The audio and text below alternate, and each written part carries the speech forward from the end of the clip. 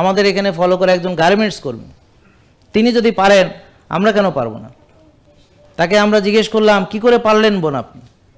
অনেক তো কোটি কোটি টাকার মালিক ভয় পায়, বলে 1000 কোটি টাকা লেগে যাবে এখানে। মিথ্যা, ওরা আর এক শয়তান আমাদের প্রতি মিথ্যা প্রপাগান্ডা ছড়াইতেছে, শয়তানি করে বেড়াচ্ছে।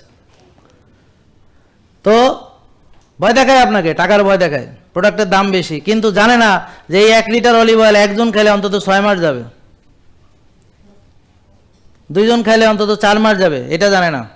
প্রতিদিন খাবার খরচ অলিভ অয়েলের ক্ষেত্রে আমরা হিসাব করে দেখেছি 15-20 টাকারও আসে না, অথচ সে মাসে 15-20 হাজার টাকার ওষুধ খায়, আর 10 লিটার সয়াবিন খায়, 6 বেলা খায়, আটা ময়দা যা খায়, মাসে 30-40 হাজার টাকা খালি বাজার খরচই আছে। আর ওদিকে গয়নাগাটি কেনে, ওদিকে ঈদে জামা কাপড় কেনে, রোজার মাসে 3 গুণ বেশি খরচ করে খায়, তারপর ওষুধ খায়, অপারেশন করায় আরও দাম দিয়ে 15-20 লাখ টাকা খরচ করে, ইন্ডিয়া যায় চিকিৎসা করায়, সিঙ্গাপুর যায়, একটা ইনসুলিন নেয় তার দাম 16,000 টাকা। বুঝতে পারছেন? ওই দিন একজন এসে আমাকে বললো যে 3টা ইঞ্জেকশনে 30,000 টাকা চলে গেছে।